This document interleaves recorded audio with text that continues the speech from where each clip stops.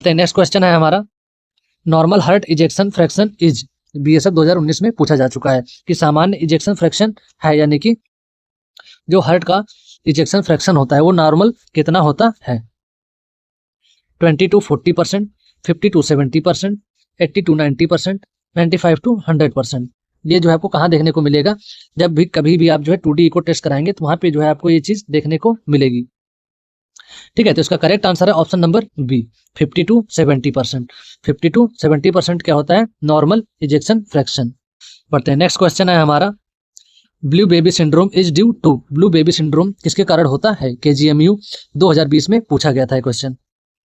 कॉन्जिनेंटल heart defect, high blood pressure, fast heart rate, weak heart muscles. तो इसका correct answer हो जाएगा option number A, congenital heart defect के कारण। Blue baby syndrome किसके कारण होता है, कॉन्जिनेंटल हार्ट डिफेक्ट्स के कारण, जैसा कि साइड में देख पा रहे हैं। बढ़ते हैं, नेक्स्ट क्वेश्चन है हमारा, tetralogy of Fallot involves how many defects, tetralogy of Fallot कितने डिफेक्ट हैं। ये जो क्वेश्चन जो है DSSB 2019 में पूछा गया था, टेट्रोलॉजी फैलोट। तो आपके ऑप्शन हैं 2, 3, 4, 5। तो इसका करेक्ट आंसर हो जाएगा ऑप्शन नंबर सी, 4। टेट्रोलॉजी या फैलोट कितने डिफेक्ट्स होते हैं, 4। यहाँ पे देख सकते हैं जैसा कि इमेज में दिया गया है, pulmonary right ventricular septum defect.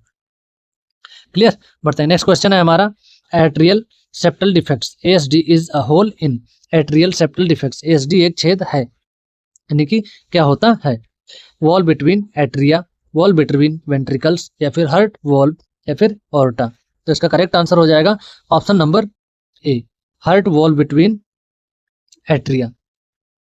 वो भी किसके बिटवीन होता है, वॉल एंड एट्रिया के बीच में, वॉल एंड एट्रिया के बीच में छेद हो जाता है, जिसको हम क्या बोलते हैं, एट्रियल सेप्टल डिफेक्ट्स।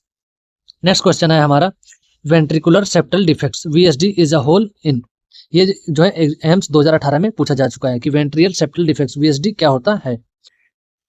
आपके ऑप्शंस हैं, wall between atria, wall between ventricular, heart wall, या फिर पल्मोनरी आर्टरी। तो इसका करेक्ट आंसर हो जाएगा option number B, wall between ventricles. Next question है हमारा, patent ductus arteriosus PDA is failure of closure of, ये जो है RRB 2019 में पूछा गया है, पेटेंट डक्टस आर्टरियोसस PDA बंद होने में विफलता है, यानी कि किस प्रकार की विफलता है। आपके ऑप्शंस हैं, connection between aorta and pulmonary artery, या फिर फॉरेन ओवेल, या फिर ट्राइकस्पिड वॉल्व, या फिर मिट्रल वॉल्व। तो इसका करेक्ट आंसर हो जाएगा option number A, connection between aorta and pulmonary artery. बढ़ते हैं, नेक्स्ट क्वेश्चन है हमारा, कोरेक्शन ऑफ ऑर्टा इज, महाधमनी का संकुचन है, यानी ये जो है PGIMER 2020 में पूछा जा चुका है। तो इसका ऑप्शंस हैं, नैरोविंग ऑफ ऑर्टा, या फिर widening of aorta, rapture of aorta, या फिर इन्फ्लामेशन ऑफ ऑर्टा। तो इसका करेक्ट आंसर हो जाएगा option number A, narrowing of aorta. महाधमनी का संकुचन क्या है, नैरोविंग ऑफ ऑर्टा। पढ़ते हैं, नेक्स्ट क्वेश्चन है हमारा, the female artery is located in, BTSC 2019 में पूछा गया है, फीमोरल आर्टरी कहाँ होती है, आर्म, लेग, थिंग, या फिर नेक, या फिर एब्डोमेन में। तो इसका करेक्ट आंसर हो जाएगा ऑप्शन नंबर बी, लेग के थिंग, यानी कि जांग में। क्लियर, फीमोरल आर्टरी कहाँ पाई जाती है, लेग और थिंग में। नेक्स्ट क्वेश्चन है हमारा, the radial artery pulse is felt at, radial artery pulse कहाँ महसूस होती है। ये क्वेश्चन पूछा गया ICMR 2018 में, नेक, रेस्ट, ग्रोइन, या फिर एंकल में। तो इसका करेक्ट आंसर हो जाएगा ऑप्शन नंबर बी, रेस्ट में। रेडियल आर्टरी कहाँ पे महसूस होती है, रेस्ट में, यानी कि कलाई में, जैसा कि यहाँ पे आप देख सकते हैं। नेक्स्ट है हमारा, the brachial artery is located in, BSF 2020 में पूछा गया था, ब्रोकियल आर्टरी कहाँ स्थित होती है, upper arm, four arm, thing, या फिर नेक। तो इसका करेक्ट आंसर हो जाएगा ऑप्शन नंबर ए, अपर आर्म में। ब्रोकियल आर्टरी कहाँ पाई जाती है, अपर आर्म में, जैसा कि यहाँ पे आप देख सकते हैं। नेक्स्ट क्वेश्चन है हमारा, arteries have thicker walls than veins because, ये जो है KGMU 2019 में पूछा गया है, आर्टरीज की दीवारें नसों से ज्यादा मोटी होती हैं, क्योंकि क्यों मोटी होती हैं, they carry oxygenated blood, they withstand high pressure, they are longer, they have valves. तो इसका करेक्ट आंसर हो जाएगा option number B, they withstand high pressure, high pressure के कारण जो है ज्यादा मोटी होती हैं। नेक्स्ट क्वेश्चन है हमारा, वेन्स हैव वॉल्व्स टू, नसों में वॉल्व होते हैं। ये आपके ऑप्शन यहाँ पे देखते हैं, प्रिवेंट बैकफ्लो ऑफ ब्लड, या फिर increase blood pressure, filter blood, या फिर स्टोर ब्लड।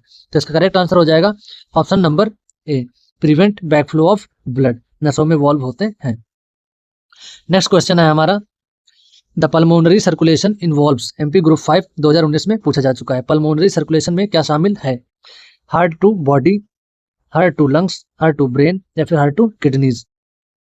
तो इसका करेक्ट आंसर हो जाएगा option number B, heart to lungs. Pulmonary circulation में ब्लड जो है हार्ट से लंग्स में शामिल होता है, यानी फिर फ्लो होता है। नेक्स्ट क्वेश्चन है हमारा, द सिस्टमैटिक सर्कुलेशन इन्वॉल्व्स, ये जो है एम्स 2020 में पूछा जा चुका है। सिस्टमैटिक सर्कुलेशन में क्या शामिल है? Heart to lungs, heart to body, lungs to heart या फिर बॉडी टू लंग्स। तो इसका करेक्ट आंसर हो जाएगा option number B, heart to body, यानी कि हार्ट से पूरे बॉडी में सप्लाई होता है। नेक्स्ट क्वेश्चन है हमारा, साइनोसिस इज, आरआरबी 2018 में पूछा गया, साइनोसिस क्या होता है? यहाँ पे आपके ऑप्शंस दिए गए हैं, ब्लूइश डिकलरेशन ऑफ स्किन या फिर redness of skin, yellowish of skin या फिर पेलनेस ऑफ स्किन। तो इसका करेक्ट आंसर हो जाएगा option number A, bluish discoloration of skin. जैसा कि साइड में आप देख सकते हैं, हाथों और पैरों की उंगलियां जो है ब्लू कलर में हो जाती हैं, यानी कि ब्लूइश कलर की हो जाती हैं। साइनोसिस क्या होता है? यानी कि bluish discoloration of skin, skin का जो है कलर ब्लूइश कलर का हो जाता है। नेक्स्ट क्वेश्चन है हमारा, डिस्पेनिया मीन्स, डिस्पेनिया का मतलब क्या है? पीजीआईएमईआर 2019 में पूछा जा चुका है। Chest pain, difficulty breathing, fast heart rate या फिर स्वेलिंग। तो इसका करेक्ट आंसर हो जाएगा option number B, difficulty of breathing, यानी कि सांस लेने में डिफिकल्टी फील होना, यानी कि डिस्पेनिया का मतलब क्या होता है? डिफिकल्टी ऑफ ब्रीथिंग, ओके, सांस लेने में प्रॉब्लम होता है। नेक्स्ट क्वेश्चन है हमारा, ऑर्थोपेनिया इज, ऑर्थोपेनिया क्या होता है? पीजीआईएमईआर 2019 में पूछा जा चुका है। Difficulty breathing while lying down या फिर difficulty breathing while standing, chest pain या फिर इरेगुलर हार्ट बीट के कारण। तो इसका करेक्ट आंसर है option number A, difficulty breathing while lying down. याद रखिएगा, orthopnea is difficulty breathing while lying down. Next question है हमारा, proximal nocturnal dyspnea is, proximal nocturnal dyspnea क्या होता है? ये आईसीएमआर 2020 में पूछा जा चुका है। सडन ब्रीथनेस एट नाइट या फिर day time breathing difficulty, chest pain at night या फिर नाइट स्वेट्स। तो इसका करेक्ट आंसर हो जाएगा option number A, sudden breathlessness at night. Next question है हमारा, साइनोस्कोप इज, साइनोस्कोप क्या होता है? केजीएमयू 2018 में पूछा गया है। तो आपके ऑप्शंस हैं, fainting loss of consciousness, chest pain, difficulty breathing या फिर रैपिड हार्ट बीट। तो इसका करेक्ट आंसर हो जाएगा option number A, fainting loss of consciousness. Clear. Next question है हमारा, क्लाउडिकेशन इज, क्लाउडिकेशन क्या होता है? डीएसएसबी 2019 में पूछा जा चुका है। Leg pain during walking, chest pain, arm pain या फिर बैक पेन। तो इसका करेक्ट आंसर हो जाएगा ऑप्शन नंबर ए, leg pain during walking, walking के दौरान जो है लेग पेन होने लगता है, उसको हम क्या बोलते हैं? Claudication. The Valsalva maneuver effects, MP group 5 2018 में पूछा जा चुका है, यानी कि वल्सल्वा युद्धाभ्यास किस पर असर डालता है? आपके ऑप्शन है, heart rate and blood pressure, breathing only, digestion या फिर विजन। तो इसका करेक्ट आंसर हो जाएगा option number A, heart rate and blood pressure पर असर डालता है। क्लियर। नेक्स्ट क्वेश्चन है हमारा, aspirin is commonly used in heart disease to, ये जो है एम्स 2019 में पूछा गया था। एस्प्रिन आमतौर पर दिल की बीमारी में इस्तेमाल होती है, यानी कि कब इस्तेमाल की जाती है? प्रिवेंट ब्लड क्लॉट के समय, lower cholesterol, increase heart rate या फिर स्ट्रेंथ हार्ट मसल्स। इसका करेक्ट आंसर हो जाएगा ऑप्शन नंबर ए, प्रिवेंट ब्लड क्लॉट। जब भी ब्लड क्लॉट होता है तो उसमें किसका इस्तेमाल किया जाता है? एस्प्रिन का। किसका इस्तेमाल किया जाता है? एस्प्रिन का, वो भी हार्ट की डिसीज में, हार्ट की बीमारी में। नेक्स्ट क्वेश्चन है हमारा, beta blockers work by, beta blockers कब तक काम करते हैं? ये आरआरबी 2020 में पूछा जा चुका है। तो आपके ऑप्शंस हैं, slowing heart rate and reducing blood pressure, increase heart rate या फिर डाइलेटिंग ब्लड वेसल्स ओनली या फिर प्रिवेंटिंग क्लॉट्स। तो इसका करेक्ट आंसर हो जाएगा option number A, slowing heart rate and reduce blood pressure. Heart rate slow हो जाती है और ब्लड प्रेशर जो है रिड्यूस हो जाता है। बीटा ब्लॉकर्स उस समय वर्क करते हैं। नेक्स्ट क्वेश्चन है हमारा, ACE inhibitors are use to treat, ACE inhibitors का इस्तेमाल किसके इलाज के लिए किया जाता है? ये जो है PGIMER लैब टेक्नीशियन 2018 के एग्जाम में पूछा गया था। Hypertension and heart failure, arrhythmias, blood clots, high cholesterol level. इसका करेक्ट आंसर हो जाएगा option number A, hypertension and heart failure में। ACE इनहिबिटर्स का इस्तेमाल जो है हाइपरटेंशन एंड हार्ट फेलियर में इस्तेमाल किया जाता है। क्लियर। बढ़ते हैं, नेक्स्ट क्वेश्चन है हमारा, statins are use to, BTSC 2019 में पूछा गया है, स्टैटिन का इस्तेमाल किस लिए किया जाता है? Lower cholesterol, lower blood pressure, prevent clots या फिर इंक्रीज हार्ट रेट। तो इसका करेक्ट आंसर हो जाएगा ऑप्शन नंबर ए, लोअर कोलेस्ट्रॉल। अगर किसी का कोलेस्ट्रॉल लो है तो स्टैटिन का इस्तेमाल किया जाता है, याद रखिएगा। नेक्स्ट क्वेश्चन है हमारा, nitroglycerin is used for, ICMR 2019 में पूछा जा चुका है। नाइट्रोग्लिसरीन का इस्तेमाल किसके लिए किया जाता है? एंजाइना रिलीफ के लिए, लोअरिंग कोलेस्ट्रॉल के लिए, प्रिवेंटिंग क्लॉट्स के लिए या फिर इंक्रीजिंग हार्ट रेट के लिए। तो इसका करेक्ट आंसर हो जाएगा ऑप्शन नंबर ए, एंजाइना रिलीफ में नाइट्रोग्लिसरीन का इस्तेमाल किया जाता है, एंजाइना में रिलीफ देने के लिए। बढ़ते हैं, नेक्स्ट क्वेश्चन है हमारा, warfarin is use as, BSF 2020 में पूछा गया है। वॉरफेरिन का इस्तेमाल किस रूप में किया जाता है?